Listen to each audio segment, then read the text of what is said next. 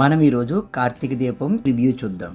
అందరి ఫోటోలు తీయాలనుకున్నాను. నేను ఏదో ఒక రోజు ఇంట్లో నుంచి వెళ్ళిపోతాను కదా, ఆ రోజు నీకు ఆల్బమ్ ఇచ్చి వెళ్ళిపోవాలి అనుకున్నాను. ఎరా కార్తీక్, ఏమంటారు మీరిద్దరు? జరిగేదంతా చూస్తుంటే చెప్పరా. సూరజ్కి జోస్న అంటే ఇష్టం ఉన్నట్టే ఉంది. ఇంకా లేదంటే ఎన్ని ఫోటోలు తీయడు కదా. కానీ సూరజ్ ఏంటి బాబా సగం సగం మాట్లాడతావు? సూరజ్తో జోష్న ఎలా గొడవ పడుతుందో చూసావా? అయినా సూరజ్ ఎంత సహనంగా ఎంత ఓపిగ్గా సమాధానం చెప్తున్నాడో. నువ్వేమైనా అను, జోష్నకి సూరజే కరెక్ట్. అబ్బా, దీపేంటి ఇలా నోరు జారింది. ఇప్పుడు తాత ఏమంటాడో ఏంటో. తాతగారు, నేనేదో నా మనసులో మాటే అనేసావమ్మా. మీరిద్దరేమంటారు? మాకు అలాగే అనిపిస్తుంది నాన్న. దీపక్ కరెక్ట్ గానే చెప్పింది మావయ్య గారు. జ్యోత్స్న లాంటి దాన్ని భరించాలంటే సూరజ్ లాంటి వాడే కరెక్ట్. పైగా సూరజ్తో అది పోట్లాడే విధానం చూసే వాళ్ళకి అది కంప్లైంట్ లాగా ఉంది, కానీ అర్థం చేసుకునే వాళ్ళకి మాత్రం సూరజ్ చుట్టూ జ్యోత్స్న తిరుగుతుందని అర్థమవుతుంది. అంటే ఏంటి? జోస్న కూడా సూరజ్ని ఇష్టపడుతుందని హాత్ అంటుంది. మరి అలా కనిపించడం లేదే. దానికి ఈగో ఎక్కువండి, ఒప్పుకోదు. మనం అడిగినా ఒప్పుకోదు. దానికి ఎంతో కొంత ఇష్టం లేకపోతే వాడి రూమ్లోకి వెళ్ళి ఆల్బమ్ చూడాల్సిన అవసరం ఏంటి? వాడి షర్ట్ ఉతకాల్సిన అవసరం ఏంటి? మనము ఆ వయసు దాటే ఇక్కడికి వచ్చాం. అన్నీ అర్థమవుతున్నాయి. మావయ్య గారు, మిగతా విషయాలు చూడండి. కార్తీక్, నువ్వేమంటావురా? సూరజ్ అవుట్ హౌస్ లో ఉండటానికి పనికిరాడు అన్నావు. ఆ మాటకి అర్థం ఏంటో ఇప్పుడు అర్థమైంది తాత. అవుట్ హౌస్ కి పనికిరాడు అంటే ఇన్ హౌస్ కి పనికొస్తాడనేగా. అదేరా. సరే, ఓ పని చేయరా. ఏంటి తాత? ముందు సూరజ్ గురించి వివరాలు తెలుసుకో. అలాగే తాత. నాకు మొత్తం వివరాలు కావాలి, వాళ్ళ అమ్మా నాన్న చరిత్రతో సహా. అన్నీ తీసుకొచ్చి నేను ముందు పెడతాను కదా. రే, అలానే ఈ విషయం సూరజ్కి తెలియకూడదు. నన్ను మరీ చంటి పిల్లాన్ని చేయకు తాత. ఈ మాత్రం నాకు తెలియదా ఏంటి? అత ఏంట్రా పార్టీ ఏది? ఇప్పుడు పార్టీ ఇస్తే నీ మరదలకు అనుమానం రాదు? వచ్చినా ఏముందిలే, తర్వాత అయినా తెలియాల్సిందేగా. తెలియాల్సిందే గాని ఆడపిల్ల పెళ్ళంటే తొందరపడకూడదురా. ముందు అబ్బాయి వివరాలు పూర్తిగా తెలుసుకో. మనం అంతా ఓకే అనుకున్నాకే జ్యోత్స్నకి చెప్దాం. అలాగే మావయ్య. మొత్తానికి సామెత నిజమైందిగా. ఏం సామెత? సంకలో పిల్లాన్ని పెట్టుకుని ఊరంతా తిరిగింది అంటారు కదా. ఇంటి ముందే అల్లుండి పెట్టుకుని పెళ్లికొడుకు కోసం మావయ్య ఊరంతా తిరుగుతున్నాడు. నా కూతురు నా భారం కూడా తగ్గించేసిందిరా. నిజానికి దాని పెళ్లి బాధ్యత నీదేరా. జాగ్రత్తగా జరిగేలా చూడు. అలాగే మావయ్య. ముహూర్తం పెట్టిన దగ్గర నుంచి 3 ముళ్ళు వేసేంత వరకు నా చిన్న మరదల పెళ్లి బాధ్యత మాది మాది మాది. ఓకేనా మావయ్య? అమ్మా మాలిని, ఏంటి మావయ్య గారు? కూర్చోమ్మా. మన ప్రయాణం రేపేనమ్మా. గుర్తుంది మావయ్య గారు, కానీ ఈ టైంలో వెళ్ళడం కరెక్ట్ అంటారా? 2 రోజులే కదమ్మా. ఈ 2 రోజులు లేకపోతే మనం వాళ్ళకి భయపడి పారిపోయాం అనుకుంటారేమో బాబాయ్. ఈ దక్షిణామూర్తి గురించి వాడికి బాగా తెలుసమ్మా. నేనెన్నాళ్లు దూరంగా ఉన్నా ఏదో ఒక రోజు తిరిగొస్తారని ఎదురు చూస్తూనే ఉంటాడు. నా కూతురు వాడి ఇంటి దగ్గర లేకపోయి ఉంటే మళ్ళీ జీవితంలో వాడి మొహం చూడాల్సిన అవసరం వచ్చేదే కాదు. కాని చూసావమ్మా, భగవంతుడు ఎలాంటి రాత రాశాడో. నమ్మిన పాపానికి స్నేహితుడే మోసం చేశాడు. నా కూతుర్ని దూరం చేశాడు. వాడి వల్ల జీవితంలో కోలుకోలేనంత నష్టాన్ని చూశాను. అయినా వాడితో సహనంగా మాట్లాడుతున్నానంటే ఒకే ఒక్క కారణం, సుమిత్ర. నేను సుమిత్ర కోసమైనా మళ్ళీ వస్తానని వాడికి తెలుసమ్మా. మీరు రావడం కాదు మావయ్య గారు, సుమిత్రని మన ఇంటికి రప్పిస్తాను. సుమిత్ర రావడం మాత్రమే కాదమ్మా, ఆ శివన్నారాయణ తల వంచుకొని నా ముందు నిలబడే రోజు రావాలి. తొందరలోనే వస్తుంది మావయ్య గారు. మనం చేయాల్సిందే చేశాం. మనం ఉన్నా లేకపోయినా అది ఆగదమ్మా, జరుగుతూనే ఉంటుంది. మనవరాల్ని చూసిన ప్రతిసారి నా మొహం నీ మొహం శివన్నారాయణని నిద్రపోనివ్వదు. ఈసారి ఎదురుపడితే శివన్నారాయణ భయపడాలమ్మా. తలపొగరు కాళ్లలోకి దిగిపోయి నేను ఓడిపోయాను దక్షిణామూర్తి అని వాడితోనే చెప్పించాను. వాడు చెప్తున్నప్పుడు నా కూతురు నా పక్కనే నిలబడి ఉండాలి. అప్పుడే ఈ దక్షిణామూర్తి వాడి మీద గెలిచినట్టు అవుతుంది. మీరు కోరుకున్నది గెలుచుకోవడానికి నేను ఏమడిగినా చేయడానికి సిద్ధంగా ఉన్నాను మావయ్య గారు. నేను మీ కూతుర్నే కాదు, మీ మన్నవరాల్ని కూడా వదిలిపెట్టను. సిఇఓ గారు నమస్తే. రండి మామయ్య గారు. నిన్ను ఇలా చూస్తుంటే నాకెంత ఆనందంగా ఉందో తెలుసా అమ్మా. మీరు కూర్చోండి. గెలుపంటే నీదమ్మా. ఇంట్లోనే చోట్లేదన్న నీకు కంపెనీ నడిపించే బాధ్యతను అప్పగించారు. అందుకే అంటారు మనం ఎవరిని తక్కువ అంచనా వేయకూడదని. అంతా ఆ దేవుడి దయ, నా భర్త ప్రోత్సాహమే మామయ్య గారు. వాడు ఉత్తమ భర్తమ్మా. వాడు మనుషుల్ని అర్థం చేసుకునేంత గొప్పగా నేను అర్థం చేసుకోలేను. నాకెప్పుడు ఏదో ఒక అనుమానమే. ఎవ్వరినీ పూర్తిగా నమ్మలేను. అదేంటి మామయ్య గారు అలా అన్నారు? నిజమేనమ్మా. ఎవరి వరకు ఎందుకు, నీ సంగతే చూద్దాం. ఎవరు నువ్వు? నేనెవరో మీకు తెలీదా? ప్రశ్న సూటిగానే ఉందమ్మా. ఎవరు నువ్వు? కార్తీక్ భార్యని. దానికంటే ముందు? కుబేర్ పెంచిన కూతుర్ని. దానికంటే ముందు? బస్ స్టాండ్ లో వదిలేసిన ఒక పసిబిడ్డని. వాళ్ళని ఏమంటారు? అనాథ అంటారు. ఆ అనాథ కూడా అమ్మా నాన్న ఉంటారు కదా. ఉంటారు. మరి మీ అమ్మా నాన్న ఎవరో నీకు తెలుసా? ఇప్పటి వరకు మేము పెట్టిన వీడియో మీకు నచ్చితే తప్పకుండా లైక్ చేయండి. అలా లైక్ చేయడం వల్ల మన వీడియోకి రీచ్ ఎక్కువ ఉంటుంది. దానివల్ల మేము ఇంకా వీడియోలు మళ్ళీ చేయగలం. అలాగే ఇప్పటివరకు మన ఛానల్ సబ్స్క్రైబ్ చేయకపోతే సబ్స్క్రైబ్ చేసుకొని బెల్ ఐకాన్ ఆన్లో పెట్టుకోండి. తెలీదు. తెలుసుకోవాలని నీకు ఎప్పుడు అనిపించలేదా? అనిపించింది. ఇప్పటికీ అనిపిస్తుందా? లేదు. అనిపించడం లేదు అంటే నీ కన్నవాళ్ళెవరో నీకు తెలిసింది. ఎవరమ్మా నీ కన్నవాళ్ళు? ఎక్కడున్నారు? ఎందుకు మా అందరికీ వాళ్ళెవరో తెలియనివ్వలేదు? వాళ్ళు నిన్ను కూతురుగా అంగీకరించనన్నారా, లేదా నువ్వే మా కూతురువి అన్న గ్యారంటీ ఏంటి అన్నారా? మామయ్య గారు ఇలా ఎందుకు అడుగుతున్నారు? ఏమైనా తెలిసిందా? పర్వాలేదమ్మా. మావయ్య గారంటే తండ్రి లాంటి వారి. నీకే సమస్య ఉన్నా నాతో చెప్పుకోవచ్చు. మీ అమ్మా నాన్నెవరు? మామయ్య గారు. టెన్షనే లేదమ్మా. పోనీ ఇది ఎవరికీ తెలియని విషయం అయితే నాకు మాత్రమే చెప్పు. నువ్వు నా కోడలివి.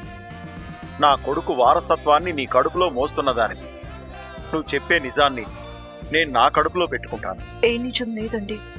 హే కోడలా, నువ్వు మాట మారుస్తున్నావు. మీ అమ్మా నాన్న ఎవరో నీకు తెలుసు. నీకు తెలుసని నాకు తెలుసు. చెప్పేయమ్మా. మా బియ్యంకులెవరో తెలుసుకోవాలని మాకు మాత్రం ఉండదా ఏంటి? అయితే చెప్తాను, వినండి. మా అమ్మా నాన్న. మీ అమ్మా నాన్న? నా భర్తే మామయ్య గారు. నాకన్నీ నా భర్తే. నా భర్త, నా బిడ్డ, మా అత్త, మామయ్య గారు. ఇదే నా కుటుంబం. నా జీవితంలో లేని వాళ్ళ గురించి నేనెప్పుడు ఆలోచించను మామయ్య గారు. చాలా బాగా చెప్పావమ్మా. మరైతే జోస్న పెళ్లికి నీ జీవితానికి ఏంటి సంబంధం? మీరేం విన్నారో ఇదే మాట పదే పదే ఎందుకు అడుగుతున్నారో అర్థం కావడం లేదు మామయ్య గారు. మాటలు ఊరికే రావమ్మా. ఒక్క మాట బయటకు వచ్చిందంటే అది గతం గురించైనా అయి ఉండాలి, భవిష్యత్తు గురించైనా అయి ఉండాలి. ప్రెజెంట్ గురించి ఎవరు మాట్లాడుకోరు. ఎందుకంటే ప్రెజెంట్ గురించి మాట్లాడినా అది జరిగేది ఫ్యూచర్లోనే. మీరు నా నుండి ఏం తెలుసుకోవాలనుకుంటున్నారు? నీకు జోస్న పెళ్లికి ఏదో సంబంధం ఉంది. నీకు మా దశరథ బాబు ఫ్యామిలీకి ఏదో సంబంధం ఉంది. నాకు తెలిసింది ఇప్పటి బంధం. నాకు తెలియని బంధాలు ఏమైనా ఉన్నాయా? అంటే నా కోడలిగా కాకుండా మాకు నీతో వేరే ఏదైనా బంధం ఉందా? దశరథ బావ మీతో మాట్లాడిన మాటలు నేను కొద్దిగానే విన్నాను. నా అయితే జోస్న పెళ్లి చేసుకునేటప్పుడు, నా కూతురు దీప నా ఇంట్లో అడుగు పెట్టేటప్పుడు దీప జీవితం జోస్న పెళ్లితో ముడిపడి ఉందిరా. పూర్తిగా వినుంటే మీ ముగ్గురు ఏం మాట్లాడుకున్నారో నాకు క్లారిటీ ఉండేది. మామయ్య గారికి అనుమానం మొదలైంది. చెప్పమ్మా. నాకంటే శ్రేయోభిలాషి నీకెవరూ ఉండరు. నీకు జోస్న పెళ్లికి సంబంధం ఏంటో చెప్పమ్మా. చెప్పమ్మా. నువ్వెవరో చెప్పు. చెప్పమ్మా. Congrats master. అరే కంగ్రాట్స్ ఎందుకురా? ఇంతకు ముందే ఫోన్ వచ్చింది. 2 టౌన్ పోలీస్ స్టేషన్ లో నీకు ఎస్ఐగా పోస్ట్ ఇచ్చారంట. నీకంత వెటకారంగా కనిపిస్తున్నానా? దోషుని ఇంట్రోగేట్ చేస్తున్నట్టు నా భార్యను ఇంట్రోగేట్ చేస్తున్నావు కదా. మరీ ఇంత దారుణంగా మాట్లాడతావేంట్రా? ఏదో మామగారు కోడలు పిచ్చపాటి మాట్లాడుకుంటున్నాం. నువ్వెవరు చెప్పు అని అడుగుతున్నావు కదా. కొన్ని ఎవరు చెప్పకపోయినా తెలుస్తాయిరా. నీకు చిన్న కథ చెప్తాను మాస్టర్. ఓ కుర్రాడు చీకటి పడిన తర్వాత రోడ్డు మీద నడుచుకుంటూ పోతున్నాడని. దారిలో కనిపించిన ఒక పెద్ద ఆయన ఊరి చివర దెయ్యాలున్నాయి జాగ్రత్త అన్నాడని. ఆ కుర్రాడు అలా నడుచుకుంటూ ఊరి చివరికి వచ్చేసింది. పెద్ద ఆయన మాట గుర్తొచ్చింది. పైన వెన్నెల ఒంటరిగా ఉన్నాడు. భయంతో వెనక్కి తిరిగి చూస్తే రోడ్డు మీద పడ్డ తన నీడను చూసి దెయ్యం అనుకుని పరిగెత్తి. దారిలో మరో ఇద్దరు కనిపించి ఎందుకురా పరిగెడుతున్నావు అని అడిగితే దెయ్యాన్ని చూశానా అన్నాడు. ఈసారి వాళ్ళు పరిగెత్తారు. ఇక్కడ అందరూ భయాన్నే చూశారు, దెయ్యాన్ని ఎవరూ చూడలేదు. నీ అనుమానం కూడా దెయ్యం లాంటిదే మాస్టర్. నువ్వు నీడను చూసి దెయ్యం అనుకుంటున్నావు.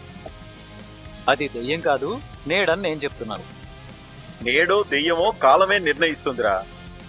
నాది అనుమానమో నిజమో కూడా కాలమే నిర్ణయిస్తుందిరా. ఏంటి మాస్టర్ చూస్తున్నావు? ఈ సూరజ్ ఎక్కడా ఒక చోట ఉండడు అని చెప్పేవాడి. అలాంటిది ఇక్కడెలా ఉంటున్నాడా అని. ఉండడం ఏంటి, ఫ్రీగా కంపెనీకి అడ్వైజర్గా కూడా చేస్తున్నాడు. అఫ్కోర్స్ తన స్టాల్స్ మన రెస్టారెంట్లోనే రన్ అవుతున్నాయి అనుకో. వాడు బయటికెళ్ళి రెస్టారెంట్ పెట్టుకోవచ్చుగా. పెట్టుకోవచ్చు. అయినా వెళ్ళట్లేదు ఎందుకు? వాడికి ఇక్కడ నచ్చింది. కాదురా, ఒకడు తన స్థాయిని తగ్గించుకొని వేరే వాళ్ళ దగ్గర పనిచేస్తున్నాడు అంటే వాడు ఖచ్చితంగా మోసం చేయడానికే వచ్చుంటాడురా. ఇది నీ అనాలిసిస్. అందరికీ ఇది ఎలా వర్తిస్తుంది? అనుభవంతో చెప్తున్నాను. నీ ఆలోచన తప్పైతే? అలా స్థాయి తగ్గించుకుని పనిచేసేవాడు మోసగాడన్నా అయి ఉండాలి, లేదా వాడి మనసులో వేరే ఏదైనా లక్ష్యం ఉండాలి నీలాగా. ఊరుకో మాస్టారు, నా మనసులో ఎలాంటి లక్ష్యాలు లేవు. ఇక్కడ కంటికి కనిపించే కథల కంటే కనిపించని కథలే ఎక్కువగా నడుస్తున్నట్టున్నాయిరా. అంతా నీ భ్రమ. సూరజు జ్యోత్స్న బాగా క్లోజ్ గా ఉన్నట్టున్నారే. వాళ్ళిద్దరికి క్షణం పడదు. వాళ్ళిద్దరి జోడీ బాగుందిరా. మైండ్ సెట్లే కలవు. సూరజ్ మైండ్ సెట్ చాలా డిఫరెంట్ రా. ఎక్కడా ఉండని వాడు ఇన్ని రోజులు ఇక్కడ ఉండిపోయాడు అంటే వాణ్ణి ఏదో ఒక శక్తి ఆపుతుంది. ఏంటా శక్తి? Good night Suraj. ఇది చెప్పడానికే వచ్చావా?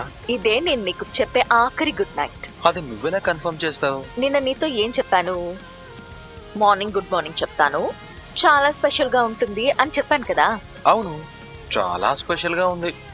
రేపు మార్నింగ్ కూడా అంతే స్పెషల్ గా ఉంటుంది. రేపేం ప్లాన్ చేసావు? ఇంకేం ప్లాన్ చేయాల్సిన అవసరం లేదమ్మా. అందరి ముందు నిన్ను క్యారెక్టర్ లేని మనిషిలా నిలబెట్టాలనుకున్నాను, నిలబెట్టాను. ఇంకా ఈ రాత్రికే నిన్ను ఇంట్లో నుంచి గెంటేస్తారు. మళ్ళీ మన బతుకు ప్లాట్ఫామ్ మీద జ్యూస్ బండి పెట్టుకోవడమే. Thank you Jyotsna. దేనికి? మన మధ్య జరిగిన పాత విషయాలన్నీ గుర్తు పెట్టుకుని మరీ అందరి ముందు చెప్పినందుకు. నేను ఇంకా కొన్ని చెప్పాను, మరి నువ్వేంట్రా నా గురించి ఏం చెప్పలేదు? నీ దగ్గర ఉన్న వీడియోలు చూపించొచ్చు కదా. నువ్వు చేసినట్టే నేను చేస్తే నీకు నాకు తేడా ఏంటే? అప్పటికే చాలా అబద్ధాలు చెప్పా. నేనేం చేసినా నా కోసమే చేస్తాను. నేనేమనుకున్నానో తెలుసా? నాకు భయపడి ఆల్బంలో ఫోటోలు మార్చేస్తావనుకున్నాను. అలా చేస్తే సూరజ్ ఎందుకు అవుతాడు? అందుకే ఫూల్ అయ్యాడు. నన్నెవరూ ఏమనలేదే. ఇంటి వారసురాలి జోలికి వస్తే మా తాత ఎందుకు వదిలిపెడతారా? నిన్ను బయటికి గెంటేయడానికి నేను చేయాల్సిన డ్రామా అంతా చేశాను. వాళ్ళకి నువ్వెక్కువ నేనెక్కువ అంటే నేనే ఎక్కువ. నాకు తెలిసి నీకు కాసేపట్లో ఫోన్ రావచ్చు. ఈలోపే నువ్వు లగేజ్ ప్యాక్ చేసుకుని రెడీగా ఉంటే మంచిది. వెళ్ళిపోతే మరీ మంచిది. వెళ్ళిపోయే టైం వస్తే ఆగనులే గాని కాస్త ఆ ఆల్బమ్ ఇప్పించవా? ఎందుకురా? నేను ఫొటోస్ బాగా తీయగలను అని ఎవరికైనా చెప్పాననుకో, వాళ్ళు ప్రూఫ్ అడుగుతారు. వాళ్ళకి నీ ఫోటోలు చూపిద్దామని. ఇంకా ట్రై చేస్తావేంట్రా? ఖేల్ ఖతం, దుకాన్ బంద్. మళ్ళీ మనం ఏదో ఒక ప్లాట్ఫామ్ దగ్గర కలుస్తాంలే. సరే బంగారం, ఆ ఫోటోలు నీ దగ్గరే ఉంచుకో. నీ పెళ్లి సంబంధాలకి ఆ ఫోటోలు పనికొస్తాయి. ఎవరికి పంపించినా ఆ ఫోటో చూసి పిల్లేంట్రా జాంపండులా ఉంది అని పరిగెత్తుకుంటూ వస్తారు. పైకి మామూలుగా మాట్లాడుతున్నావు కానీ లోపల ఏడుస్తున్నావు కదరా. నా మనసులోకి తొంగి చూసేంత మనసే నీకుంటే నీకు జీవితాన్ని ఇవ్వాలనుకున్న మనిషిని నువ్వు దూరం చేసుకునేదానివే కాదు. అబ్బో, నీదొక జీవితం, అది మళ్ళీ నాకు కావాలనుకోవడం. భలే నవ్వు వస్తుందిరా. నువ్వు నవ్వితే భలే అందంగా ఉంటావు. అది నాకు తెలుసు కానీ మీ వదిన నీకు ఫోన్ చేయలేదేంట్రా? కనీసం మీ అన్నయ్య అయినా నీకు చేసి ఉండాలి. అసలు ఏంటే నీ ప్రాబ్లం? నువ్వు ఆగడానికి ఏదో ఒక ప్రయత్నం ఈ పాటికి చేసి ఉంటావు కదా, అదేంటో తెలుసుకుందామని. నేను ఏ ప్రయత్నము చేయను. అంతగా కావాలంటే గుమ్మానికి అడ్డంగా మంచం వేసుకుని ఇక్కడే పడుకుంటాను. ఏం చేసుకుంటావో చేసుకో. నువ్వు గుమ్మానికి అడ్డంగా మంచం వేసుకుని పడుకుంటే అదే మంచంతో తీసుకెళ్లి నిన్ను రోడ్డు మీద పడేస్తారు. చేసుకోవే. రోడ్డు మీద కాకపోతే ఏంటి, టాంగ్ మడి మీద వేసుకో. ఏంట్రా నోరు లేస్తుంది? జోస్నా, నీకు బుద్ధుందా? మళ్ళీ వచ్చి వీడితో గొడవ పెట్టుకోవడం అవసరమా? దారిని పోయే ముళ్ళ కంపలు మళ్ళీ తగిలించుకోకు. అయితే ఆ ముళ్ళ కంపని జాగ్రత్తగా తీసుకెళ్ళండి. నేను ముళ్ళ కంపనేరా, దూరంగా ఉండు. తగులుకున్నావంటే గట్టిగానే కుచ్చుకుంటాయి. నాకు ముళ్ళ కంపలంటే చాలా ఇష్టం. ఐ లవ్ ముళ్ళ కంపలు. చూసావా వాడు ఎంతకి తెగించాడో? ఆరిపోయే దీపానికి వెలుగెక్కువంటే ఇదేనే. వాడి పని అయిపోయింది. నువ్వురా చెప్తాను. రా పద. జరిగేదాన్ని మనం దేన్ని ఆపలేం బంగారం. ఊరికే ఆవేశపడ్డాం తప్ప. Good night. వెళ్ళిపోయిందా? వచ్చేటప్పుడు చూశాను, అవుట్ హౌస్ లో సూరజ్ గడు కనిపించలేదు. అంటే మన ప్లాన్ వర్కౌట్ అయిందనమాట. తాత సూరజ్ ని పొమ్మనే ఉంటాడు. హాయ్ బంగారం. రేయ్, నేను ఇంకా పంపించేయలేదా? ఎక్కడికి బంగారం? మా తాత నీతో ఏం చెప్పలేదా? నేను గుడ్ మార్నింగ్ అని చెప్పాను, ఆయన వెరీ గుడ్ మార్నింగ్ అని చెప్పారు. గుడ్ మార్నింగ్ చెప్పడం ఏంట్రా, మెడపెట్టుకుని బయటికి గంటేయకుండా. Hi brother. Hi brother. పద, నీతో కొంచెం మాట్లాడాలి. నేను ఇక్కడ మాట్లాడుతున్నాను కదా. అర్జెంట్ అండి. నిన్న గొడవ జరిగినప్పుడు నువ్వు ఇంటి దగ్గర ఉన్నావు కదా. ఏం జరిగిందో నీకు తెలీదా బాబా? తెలుసు.